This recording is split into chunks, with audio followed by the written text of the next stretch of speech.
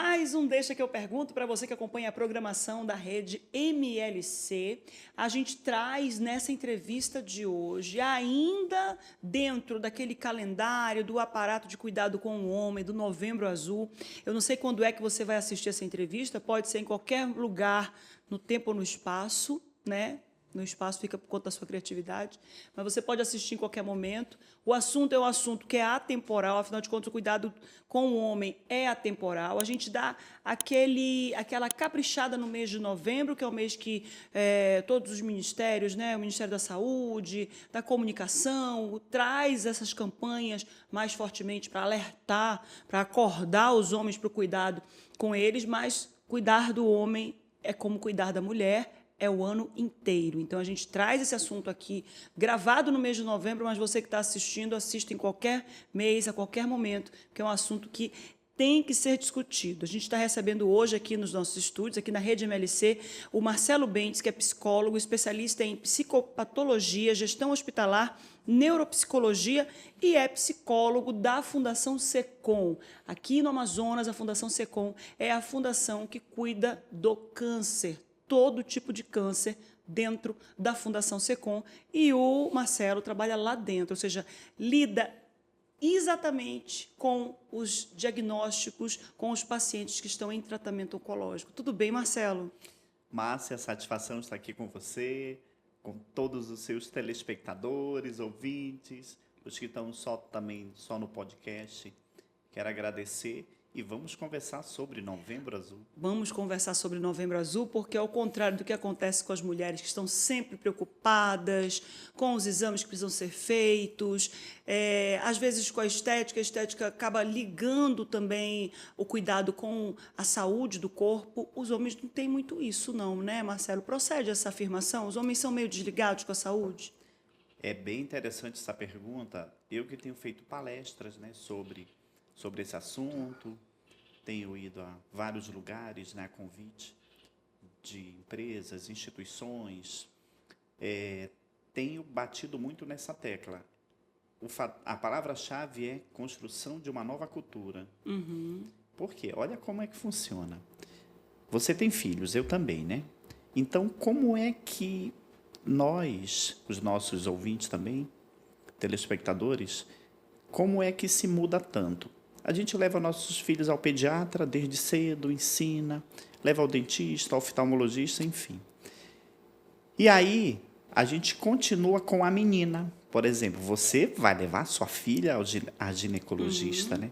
E com o homem, ele leva esse filho ao urologista. Olha como há uma quebra aí dessa cultura. E aí, os homens são os que menos se cuidam, são os que morrem mais cedo. E quando vão tomar uma atitude diante de uma doença, ela já está avançada. Então, mudança de cultura é a palavra de ordem. Olha, eu conversei com muitos oncologistas, Marcelo, tanto em outubro, né, por causa do Outubro Rosa, quanto agora, no mês de novembro. E é impressionante como, numa das conversas, eu me lembro muito bem, com o Dr. William Fuzita. O Dr. William Fuzita é um oncologista da Oncoclínicas, né? Sim, conheço. O Dr. William Fuzita é espetacular, né? E aí, numa das conversas que a gente estava tendo durante uma consulta, eu conversei, muito tensa, né, conversando com ele sobre os assuntos e tal, e aí eu falei assim, mas tem alguém, doutor Fuzita, que sabe que tem que fazer um tratamento de câncer e não faz, não começa logo de imediato? Ele parou e contou assim para mim a história. Mas teve um paciente meu que ele chegou aqui, eu dei o diagnóstico para ele já estava com um diagnóstico um pouco tardio, mas eu disse, você tem que começar imediatamente a quimioterapia. Claro que o Dr. Fuzita é sempre muito discreto, não disse nem qual era o tipo do câncer, nem qual era quantas sessões, quantos ciclos de quimioterapia, nada disso. E aí ele deu essa notícia para o homem, né? E encaminhou para o serviço de oncologia, que é no serviço de enfermagem.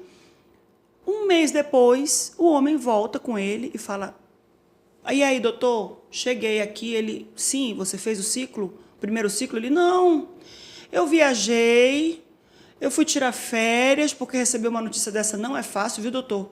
E aí eu fui dar uma esparecida na minha cabeça e estou voltando agora para começar o tratamento. Olha que loucura isso, Marcelo. Sim.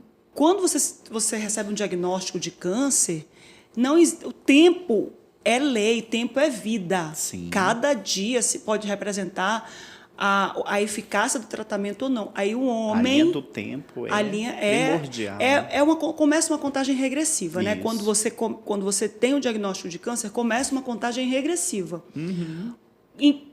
Em quantos minutos, horas, dias ou anos está esse relógio, só quem sabe é Deus. Mas o relógio está contando, ele começa a contar imediatamente. Sim. E como que pode um homem viajar sabendo que precisa começar imediatamente o tratamento quimioterápico e foi embora porque ele precisava esparecer? Homem não tem angústia, não tem ansiedade, não tem nada disso não, Marcelo. É diferente na cabeça deles. Tem, e é interessante. Porque a gente é acusada logo de Isso. ansiosa, né? Por causa dos hormônios femininos que alteram ali e tal. E o homem não tem isso, então... A mulher já começa a ligar dali. Eu vou procurar agora uma agenda, ou então eu quero começar agora, né? O tratamento, enfim. E é interessante como cada um reage de uma forma, né? Já tem outros que ficam em angústia.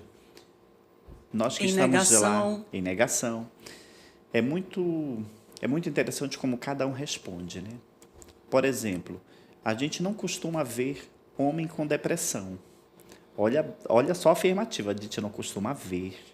Mas quem convive, quem conhece aquela pessoa, seja um marido, seja um filho, um pai, um avô, eles mudam o comportamento. Então, muitas das vezes, já é esse sinal de depressão aparecendo. Um isolamento, uma irritabilidade. Não faz mais as mesmas coisas que fazia antes, que dava prazer. Você jogava um dominozinho, quando a gente fala aqui dos homens já aposentados, já estão descansando e tal. Jogava um dominó, ia para a praça conversar, já não quer mais sair, fica em casa, caladinho. Exatamente. E aí já o aspecto do cuidado já fica mais relaxado, já toma banho menos. Então, já são indicadores de um processo depressivo ansioso, que a maioria deles não verbalizam, não pedem ajuda, diferente da mulher. No consultório, eu tenho mais mulheres do que homens, o que já é um aspecto muito interessante quando se fala de saúde mental.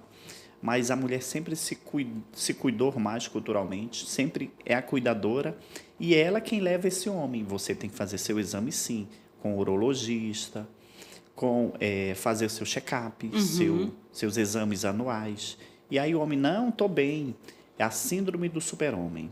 Eu estou bem, eu estou tranquilo, eu não posso parar, porque a gente temos que pagar nossas responsabilidades, contas, temos que fazer nosso projeto. Exatamente. Olha só o que nós traçamos, nós temos que ir atrás daquele alvo que estabelecemos para o ano de 2024. Então, uma máquina de trabalhar que vai deixando, vai se autonegligenciando. Quando falamos de autocuidado, tem que ter esse despertar e essa mudança de cultura. E, Marcelo, me diz uma coisa. Ainda no consultório, nós estamos em 2024, século XXI, ainda tratam a depressão como frescura? Os homens falam assim, isso é frescura? Isso é coisa de gente. Eles tratam ainda assim, que a depressão é uma doença grave, é uma doença que precisa ser respeitada como tal e precisa ser tratada como qualquer outra doença, inclusive uma doença que pode ser fatal. Porque nós já vimos vários casos de pessoas deprimidas. Os desdobramentos. Isso. Eles tratam como? Como é que eles lidam com isso? Quando você diz assim, olha, você está com sinais de depressão, ansiedade e tal. É interessante quando a gente observa esse primeiro contato, né? Alguns chegam assim, dizem o seguinte, Márcia, eles dizem, bom, eu vim aqui porque eu estou diferente, eu estou sentindo, eu estou mais isolado, eu estou até chorando, eu nunca tive isso. Por que eu estou assim? O que aconteceu? Doutor, me diga aí, por que eu estou assim? Eles chegam com esse relato. Já outros já chegam, doutor, eu acho que eu estou com uma depressão, ansiedade, eu olhei no Google, eu acho que eu vi Google, isso, né? Então eu queria que o senhor me dissesse por que eu estou assim e qual o tratamento. Eu preciso de terapia, eu também vou precisar de remédio, só vai me mandar para o psiquiatra. Então, vem muitos relatos diferentes, né? Mas o que é interessante é que essa busca melhorou desse despertar deles, de estar buscando ajuda, cuidar da saúde mental, né? Não somente a esposa, a filha, que desde cedo já estão se cuidando, O marido também tem vindo, filhos também, principalmente ali na adolescência, aquele processo de busca, de profissão, uma orientação vocacional. Então, eles já vão despertando ali. Fulano é muito ansioso, fulano é muito isolado, muito triste, muito tímido, né? Então, tem melhorado dos últimos 10 anos, essa busca tem sido bem mais favorável, inclusive com os homens, né? Como é que a mulher que está em casa acompanhando aqui a nossa entrevista reconhece os sintomas de um homem que está, vamos lá, primeiro, deprimido, ansioso, mudou o comportamento? Quais são os sinais e sintomas que ela identifica no marido, no filho, no irmão?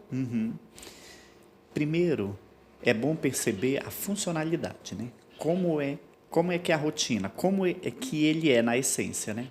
Seja marido, seja o pai, seja o filho. Como é que é a rotina do fulano? Como que ele funciona?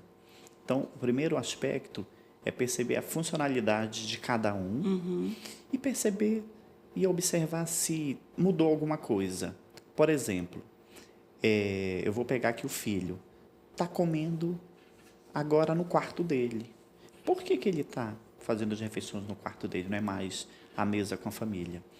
O marido está mais ríspido ou então está comendo menos. Fica muito tempo ali, sentado, ou querendo fazer programas muito só, isolado. Então, já são fatores que a gente vai observar. Às vezes, muito calado, ou então com os olhos lacrimejando, porque a maioria esconde, né? Esconde um choro, esconde ali um processo mais evidente. Quer se manter forte, né? Porque é o homem da casa. O homem não chora. O homem não chora, né? Então, eu tenho que manter essa postura. Olha, meu filho aí está me observando. Eu tenho que ser o homem da casa. Então, vai negando os sintomas, né? E, na maioria das vezes, não busca ajuda, que é muito complicado. Então, a percepção dessa esposa, dessa mãe que está ali acompanhando, vamos fazer uma consulta com o psicólogo? Psicólogo? Por quê? É importante, pelo menos uma vez ao ano, fazer uma consulta para fazer o check-up da saúde mental. Olha, é interessante isso. Eu vou até dar uma... eu nunca avaliei a ida a um psicólogo como um check-up da saúde mental. Tu foi agora pontual nesse aspecto, viu, Marcelo? Porque a gente precisa realmente...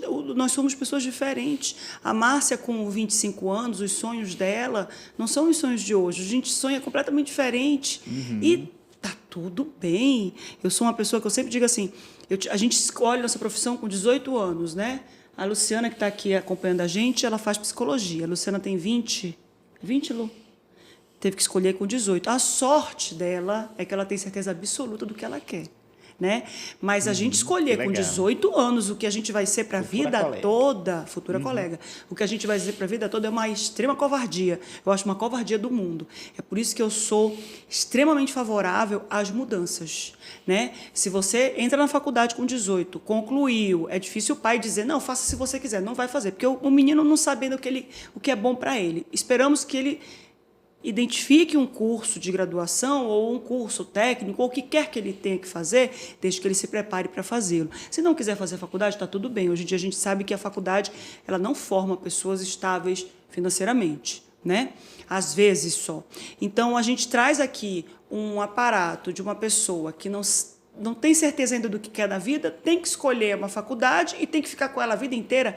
Não, não e não. Você tem todo o direito do mundo de mudar de profissão quantas vezes você quiser. Eu já fui advogada, eu já fui publicitária, eu estou jornalista hoje, não quer dizer que amanhã eu continue como jornalista, que eu estou querendo ir, né? A gente sempre trabalha com mais de uma coisa, está na Bíblia, né? Eclesiastes, você tem que ter mais de um negócio, e eu sempre gostei muito de ter várias atividades. E aí, Marcelo me vem e diz assim, procure ter pelo menos uma vez ao ano, junto com o seu check-up de saúde, uma consulta com um psicólogo para você fazer o seu check-up mental. Exatamente. Olha que importante isso, porque a Márcia com 45 anos tem mais medos e outro tipo de nível de ansiedade do que a Márcia com 25 anos. E os homens com 50, 60 anos, ou até mesmo a Márcia, quando eu fizer 60 anos ou 50 anos, eu vou estar gata. Mas a gente começa a ficar com medo. Pô, já tenho 60 anos, já estou com a cara que não está mais funcionando o botox, já tenho que fazer um lift, já tenho que dar uma puxadinha atrás da orelha. A gente fica com medo, a gente fica com aquelas inseguranças, sim, né, Marcelo? E tem que fazer um check-up uma vez por ano também, para ter essa conversa com o psicólogo, né? Perfeito. Por quê? Por que ela é importante? Porque o mundo é dinâmico, né? A nossa vida é muito dinâmica. Claro. Então, a gente precisa... Vamos mudando de pensamentos, vamos mudando nossas estruturas, a forma de nos ver, ver o mundo e nos ver nesse mundo. O meu papel, os meus papéis sociais, né? São amplos nessa sociedade tão pós-moderna e tão veloz como temos visto, né? E é muito importante, sim, essa saúde mental. Como foi meu ano, né? Normalmente, eu tenho várias demandas lá. Tem os pacientes que vêm me visitar só fim de ano. Novembro, dezembro, aí vão dizer como foi o ano, o que eles conseguiram, o que foi desafiador, traumático, angustiante. Uhum. E aí eles fazem esse check-up. E aí retornam no ano seguinte. Ou quando precisam, ficam mais tempo, né, para fazer uma psicoterapia mesmo. Mas é muito interessante alguns pontos que você colocou aí. O Jung diz o seguinte, Carl Gustavo Jung diz que após os 40 nós fazemos uma reavaliação da vida e a gente coloca novos pontos. Será que eu tenho a mentalidade de 30? O que mudou nesses meus 40? Será que eu consegui amadurecer? Uhum. Ou eu apodreci e não amadureci? Porque você tem fala isso, muito viu? isso. Uhum. E aí o Jung coloca isso, que passamos por esse processo, né? Eu com 4.9, ano que vem 5.0. Então já estou me preparando já estou vivendo isso, né? Essas mudanças, 17 anos de profissão, ano que vem 18. E aí vamos fazendo novos projetos, então, né? peraí, tu começou a ser psicólogo com 30? 32. Mas tu exerceu tua profissão antes? Antes, interessante, tu falou, olha, eu já fui tanta coisa, advogada, enfim, publicitária. Eu já fui corretor de imóveis. Ótimo. Aprender a negociar, aprender a vender, né? Corretor de seguros primeiro, aliás. Depois corretor de imóveis. Aí depois fui trabalhar com outras coisas, né? Trabalhando com projetos sociais, na UFAM. Uhum. E olha o que é interessante. Antes da psicologia, eu pensei em jornalismo, por gostar de comunicação. A outra, coitada, tá aqui, ó, né? A psicóloga fazendo jornalismo. Olha aí. Faz umas matérias que eu não faria melhor. Tá junto com o Clóvis aqui, resolvendo as coisas aqui da rede. Eu acho que ela vai ser jornalista no fim das contas. Ela vai se formar em psicologia com... Só de estar nesse ambiente, ela vai entender, porque podemos associar, né? Trabalhar a psicologia dentro das redes, das mídias, né? Então, mudou muito. Sim. Da nossa época para cá, né? As mídias sociais mudaram o mundo, pandemia, o trabalho, o home office, né? Então, o mundo mudou, nós temos outra realidade hoje. Então, sempre por gostar de comunicação, de grupos, trabalhar com pessoas. Legal. E aí foi quando eu disse, eu posso trabalhar lá no meu canal, alguma coisa assim de mídia, mas sempre cuidar do outro, né? Que foi a escolha pela psicologia que acabou pesando. Psicologia é isso, psicologia é isso. Como é que um homem recebe a notícia? Tu atende homem e mulher lá no Secom, né? Sim. Qual é a diferença da notícia? Não recebe do Marcelo. Marcelo, ele já é o segundo atendimento. O primeiro atendimento é o oncologista. O médico lá, o clínico, né? Isso. Que, realmente aqui deu positivo, você está com câncer. Vai para o psicólogo. Como é que você enxerga essa diferença da notícia para o homem e para a mulher? Primeiro, a mulher já demonstra logo. Vem, na maioria das vezes, chorando, muito angustiada, já fazemos aquele acolhimento ali. a maioria dos nossos médicos já encaminham para a psicologia. Eu atendo pré, pós-cirúrgico e UTI adulta, né? Então, é dividido lá os nossos trabalhos. Temos a outra nossa psicóloga que cuida só da pediatria, crianças e adolescentes. Temos a nossa outra colega que cuida da urgência e pacientes de cuidados paliativos. A nossa gerente. Nós somos, hoje, 6 psicólogos na fundação, né? E mais os nossos estagiários e voluntários, que fazem um trabalho fantástico. Quero agradecê-los, né? Por estarem ali conosco, cuidando, né? Essa escolha do cuidar. E aí, quando essa paciente vem desse diagnóstico, é um impacto muito grande, vem muito angustiada, chorando, o que vem logo à mente? Vou morrer, acabou, fim de jogo para mim, né? Então, fazemos o acolhimento, vamos trabalhar, construir o projeto terapêutico individual dessa paciente, isso começando com a paciente feminina. E aí, dá todo esse suporte, diferente dos homens. Eles vêm com diagnóstico, na maioria já vêm calados, né? Aí a esposa que já vem, ou a filha, quem está acompanhando, eu queria que você acompanhasse o meu pai. Aí a gente, mas ele está aí? Seu pai, avô, enfim, ou marido. Ele está aí? Tá. Ele pode entrar. E aí a gente já dá essa primeira orientação, porque na maioria das vezes é ela que está trazendo ele para esse ambiente, mas não foi o que ele pediu. Então a gente começa ali com um contrato com ele, fazendo aquele rapport que é importante ele trabalhar esse emocional, as angústias, enfrentar uma quimioterapia, uma rádio, Mas enfrentar uma eles cirurgia. chegam com esse mesmo pensamento do vou morrer ou não? Eles são mais possibilistas, como diz assim. Eu vi isso no livro, não me lembro exatamente qual foi o autor que escreveu. Nós temos as pessoas que são otimistas, pessimistas e o possibilista, né? O otimismo é aquele que vê tudo lindo, não necessariamente que tem a síndrome de Poliana, mas consegue enxergar as coisas boas que vão acontecer. O pessimista enxerga tudo o que pode acontecer de ruim e o possibilista diz: é possível que isso aconteça? Pode ser que aconteça. Então, ele trabalha as possibilidades, nem otimista nem pessimista. Ele trabalha com fatos e com números. Os homens, eles são o quê? Otimistas, pessimistas ou... Doutor, vamos ser práticos. O que eu preciso fazer? Quais são as chances de cura? Ou vou passar a vida toda tratando isso? Como é que é o homem? Dessa demanda que eu te falei agora, desses pacientes pós-diagnóstico, né? Você tem um câncer, você vai ter que tratar, primeiro químio, rádio, ou então o seu processo é cirúrgico, não vamos precisar de químio e rádio, depende muito do diagnóstico, tipo, né? Do tipo. Mas de uma estatística do homem nos procurar, é muito baixa.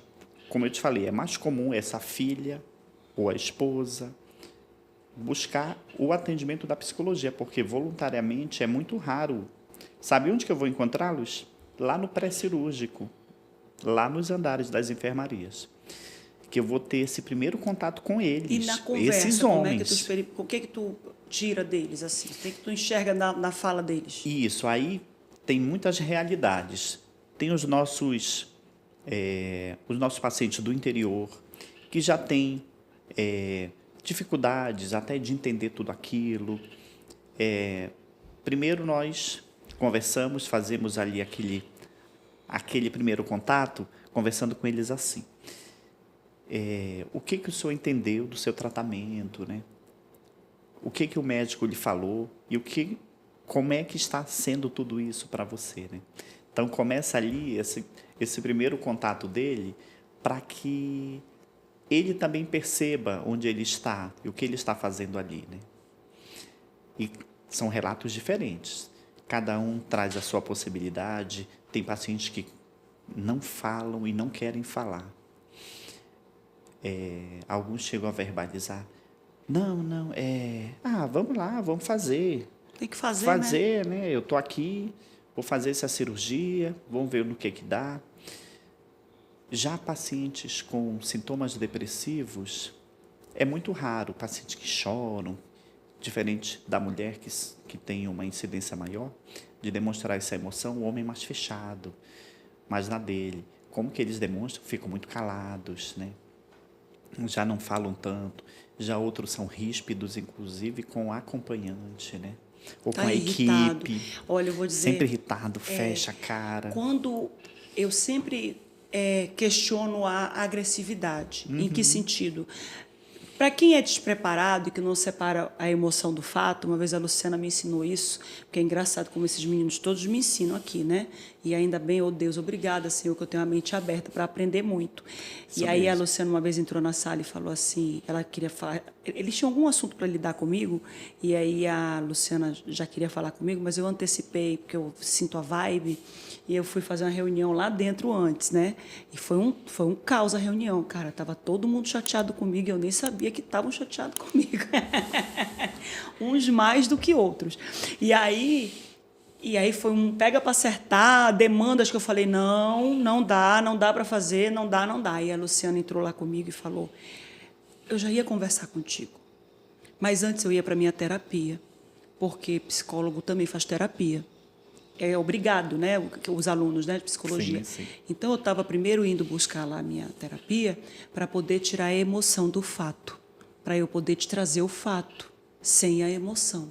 Porque quando a gente põe a emoção no fato, é quando a gente chora, é quando a gente grita, é quando a gente bate na mesa e não consegue resolver o problema, porque a gente só está pensando na emoção.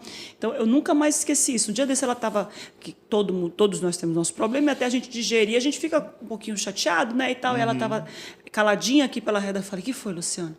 Aí ela, não, um negócio aí que aconteceu.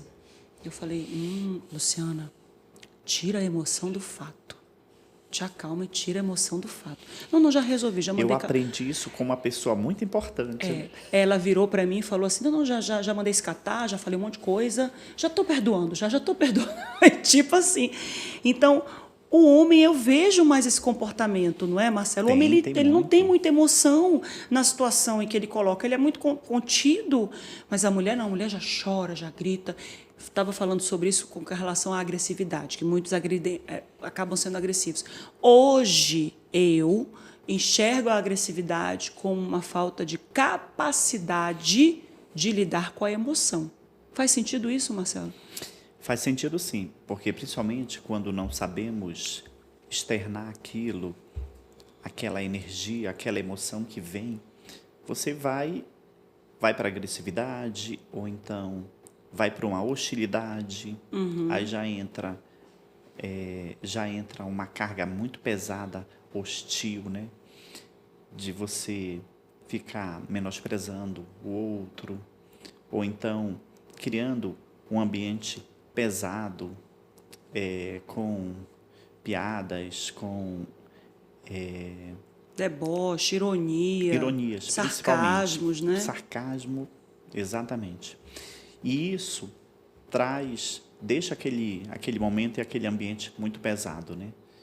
E aí alguém mais equilibrado vai ter que tentar quebrar aquilo e construir e abraçar aquela pessoa que está vivendo isso e não sabe nem demonstrar. Você tem que ter autogoverno. E é muito difícil você ter um autogoverno quando você está com diagnóstico, porque ninguém vai passar o deserto que a pessoa está passando. Só a pessoa sabe a dor que está sentindo. Isso. Mas aquela pessoa que consegue ver os seus familiares ajudando e consegue internalizar dizendo, poxa, está todo mundo comigo nesse barco. Apesar de eu estar com o remo na mão, né?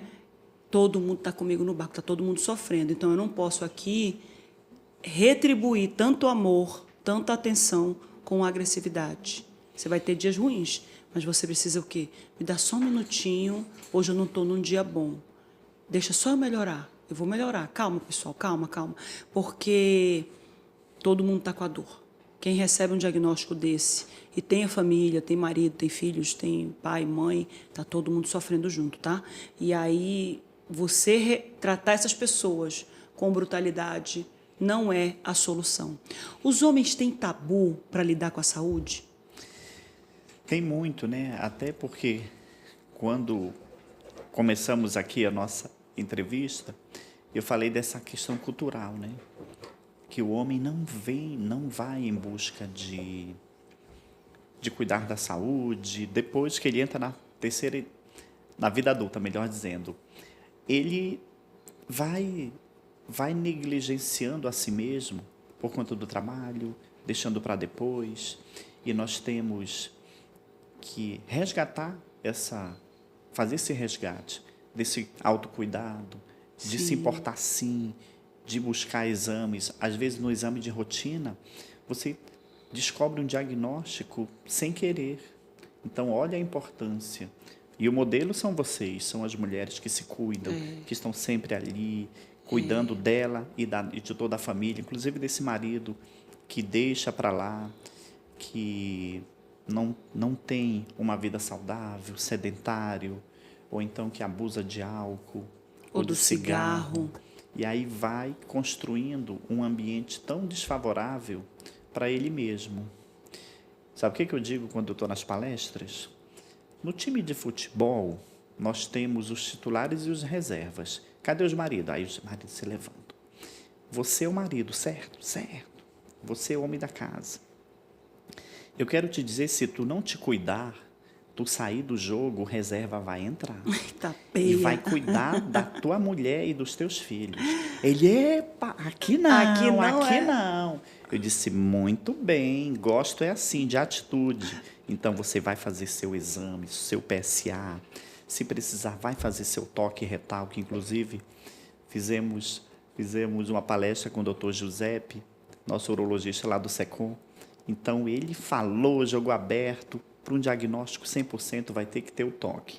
Eu fazendo uma palestra em uma dessas instituições, aí um rapaz levantou a mão e disse assim, doutor, eu sei que tem que ter esse toque, mas não pode ser no ladinho, não. Tem que ser lá dentro. Olha, eu achei muito engraçado. Eu disse, vai ter que ser lá dentro para o médico ver como é que está a qualidade da sua próstata, se está dura, se está alterada. Esse exame não é para hemorroida não, minha gente. Esse exame é para câncer de próstata. É a sua vida, é a sua saúde, né? Então, eu coloco muito isso para eles, que temos que quebrar esse preconceito, né? E a saúde, primeiro, é a nossa vida, né? Marcelo, eu vi agora na internet uma coisa assim espetacular. Eu adoro as inteligências de internet, né? É porque eu não tive tempo de avisar para os meninos para puxar aí, para achar, né? Mas era um padre no sermão e ele dizia assim, aí vem lá o bonito, a bonita, vocês, porque nada dá certo para mim, porque foi mal olhado, é o capeta, é não sei o quê. Olha, tu tá dormindo cedo, tá acordando cedo, tá estudando, está se alimentando bem, está dormindo bem, está fazendo atividade física, essa culpa é tua, não vem botar a culpa no capeta, não. Tu não está dormindo direito, está fumando, está bebendo. O padre, no sermão, está sem fazer atividade física, está dando tudo errado na tua vida. Tu falta a faculdade, falta o curso, não lê um livro. Tu quer culpar o capeta? A culpa não é do capeta, não, a culpa é tua. Não vem para cá querer que eu reze na tua cabeça, não, que eu vou rezar, mas pedir de ti iniciativa e discernimento. É por aí, a gente tem que fazer a nossa parte, né, Marcelo? Por aí, exatamente, né? E esse despertar do autocuidado, cuidar da saúde mental, da saúde física, da espiritualidade. E isso é um ponto importantíssimo, né? Que eu trabalho lá com os nossos pacientes. Porque primeiro vem o choque da dor emocional, né? O choque de um diagnóstico desse. Tá com uma neoplasia, seja uma das grandes prevalências lá do câncer masculino, próstata, testículo, mama masculina aparece. Tem câncer de mama que masculina. É bem raro, aparece, né? E estômago, reto, cólon, prolongamento ali do reto. Então, são vários, né? Vários, e é impressionante. Olha só um dado que a gente observa lá. Temos muita pesquisa, eu também sou do Comitê de Ética em Pesquisa, da nossa fundação, então temos grandes projetos de pesquisa lá, muito interessantes, né? O projeto Genoma Brasil, por exemplo, que está fazendo um mapeamento da nossa sociedade, né? Das pessoas que têm uma probabilidade de desenvolver algum tipo de neoplasia. Então, ele é um projeto fantástico, de alguns milhões de reais, que está pegando todas as regiões do país e construindo esse mapeamento genético brasileiro. Muito interessante essa pesquisa. E aí a gente vê várias realidades lá de pacientes. Eu falei da dor emocional e a dor física é muito complicado. Temos pacientes que aguentam dor. E olha que tem medicação, tem morfina, tem medicações fortes, mas a gravidade da doença ou uma metástase é tão devastadora que o paciente pede para morrer. É angustiante ouvir isso. Que bom que temos pacientes que batem aquele sino dourado, que conseguem vencer o câncer, que buscam uma sobrevida. Por que eu digo sobrevida? Porque foram retalhados por uma doença tão pesada, né? Venceram e vão buscar qualidade de vida daqui para frente. Mas a maioria, temos um bom número, aliás, de pacientes que conseguem superar a doença, que é uma grande vitória para nós. Hoje, a gente traz aqui no século XXI um prognóstico completamente diferente do câncer. Só que ainda tem aquela fase que as pessoas vão se acostumar com os sobreviventes do câncer. Nas entrevistas aqui com o Dr. Gerson Mourão, né? Sim. A gente sempre conversa com o Dr. Gerson, acho que o que está faltando é mudar um pouco esse estigma de que o câncer, um diagnóstico de câncer é um diagnóstico fatal. Hoje em dia, nós temos vários casos de pessoas que sobreviveram ao câncer, tanto homens quanto mulheres, dos mais diversos tipos de cânceres, e estão tendo uma vida extremamente melhor, porque o câncer cura. Eu digo isso para todos, né? O câncer cura. Você se cura do câncer e o câncer também te cura. Porque se você, antes de um câncer, é todo metido a picuinha, a besteira, não cuida da saúde, não caminha, não corre, não faz nada de bom para você, trata seu corpo sem o respeito que você precisa ter, porque é um presente de Deus para você caminhar nessa terra e ter suas habilidades e tudo mais, aí você não respeita isso. Aí quando você tem um câncer, que você vê como a vida é finita, aí você... É isso mesmo. Você tem uma cura do físico e uma cura do espiritual, do mental. E várias pessoas, né? A vida após o câncer, tem livros, né? Conseguiram vencer e compartilham isso. Então, isso é muito interessante. E quando nós olhamos para essa realidade da espiritualidade, a gente fortalece muito o paciente ali. Com a sua fé, com a sua religião. Vai ser importante para você encarar essa luta com a sua crença, a sua fé, a sua espiritualidade. Então, isso é um apoio fantástico para que ele possa vencer junto com o suporte familiar. É muito interessante. E vamos vendo essas realidades, né? Pesquisas hoje, avançou muito, medicações mais modernas. Fizemos o PAN ano passado, o nosso Congresso Pan-Amazônico, e a gente fica cada vez mais feliz com o avanço de pesquisas. Graças a Deus. Graças a Deus que Márcia, inspira os homens. Um mapeamento mesmo, buscar um mapeamento. Por que essa neoplasia se desenvolve mais? Por exemplo, vou te dar um exemplo aqui. Câncer na tireoide. Aparentemente mais fácil, né? Só que a prevalência dele com mulheres é lá em cima. Por que com as mulheres? Olha aí esse fundo emocional. Exato. Olha aquilo que prendemos, o que guardamos. O que tu tá engolindo aí, que é para botar para fora e falar logo o que quer e fica aí... Exatamente. Faz igual a Luciana, tira a emoção, fala o fato e se livra daquilo. Né? Tu fica, o que a pessoa vai pensar? Eu não posso brigar. Não é para brigar, não é para fazer confusão. Converse. Chega e conversa. Diz o que está te causando insatisfação na vida, tristeza, o que está te magoando. O psicólogo é esse profissional de escuta, de apoio, de acolhimento, que você vai verbalizar o que ficou engasgado, o que você não conseguiu falar. E o que é mais triste, Dr. Giuseppe, na palestra que fizemos, ele dizendo, é um câncer, próstata, é um câncer curável e tratável. Não era para chegar nesse nível. Assim como temos exemplos de câncer do colo do útero, também curável, tratável. Que quanto antes, melhor, né? Evitável e tudo mais.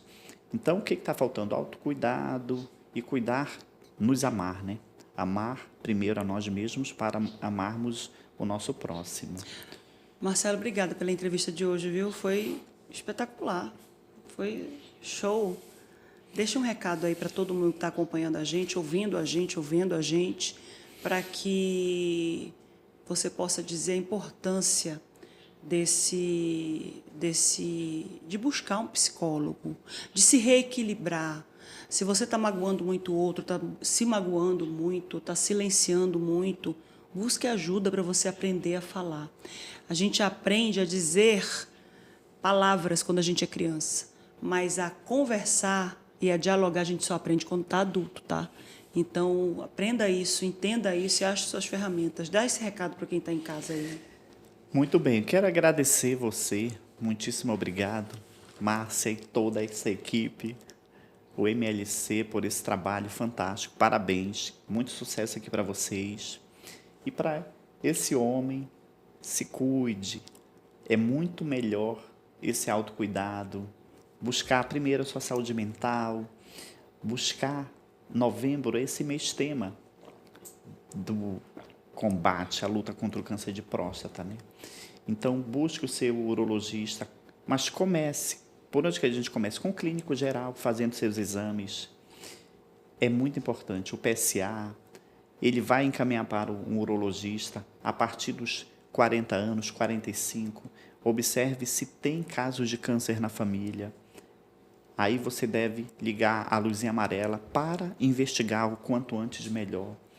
Por que o quanto antes melhor? Porque o fator tempo é uma régua de medição. Então, a gente precisa quanto antes melhor para que a gente busque mesmo essa saúde e cuidar e viver com qualidade de vida, evitando os alimentos, os fast foods, tendo uma vida saudável, né? Saindo do sedentarismo. E você começa com pequenas medidas em casa, pequenos exercícios, ir para a academia, para o treino, consultar um nutricionista para acompanhar você, um médico, um nutrólogo, porque são pequenas atitudes que vão melhorando sua performance. Eu pergunto nas palestras, quando eu vou, Márcia, você quer viver quantos anos? O que você faz hoje vai refletir nisso. Então, esse é o recado que eu deixo para cada um. Quero agradecer e muita saúde para nós, paz e bênçãos para nossas vidas e famílias. Obrigada pelo recado muito bem dado. O recado está dado. Você que acompanhou mais essa edição do nosso Deixa que eu pergunto, é um prazer sempre imensurável trazer pessoas pesquisadoras, pessoas estudiosas, profissionais que vivem a sua profissão como missão realmente, não como meio de... E não só como meio de ganhar dinheiro, porque meio de ganhar dinheiro a gente tem que ter mesmo, porque senão como é que paga os livros? Como é que paga os cursos? Né? Se não tiver dinheiro, vai pagar como? Os treinamentos, né? Então, tem que ter o meio, sim, de ganhar dinheiro, mas vive isso com a alegria da missão. E, para mim, é sempre um prazer enorme receber pessoas com a missão estampada nos olhos, viu, Marcelo? Obrigada a todo mundo que acompanhou mais essa entrevista. Já sabe, qualquer dúvida, coloca aqui nos comentários, se inscreve no canal, clica no sininho para receber as notificações e deixa as dúvidas aqui embaixo que a gente vai atrás depois do Marcelo para ele responder para você, tá bom? E já sabe, né? É assunto? Deixa que eu pergunto. Até a próxima.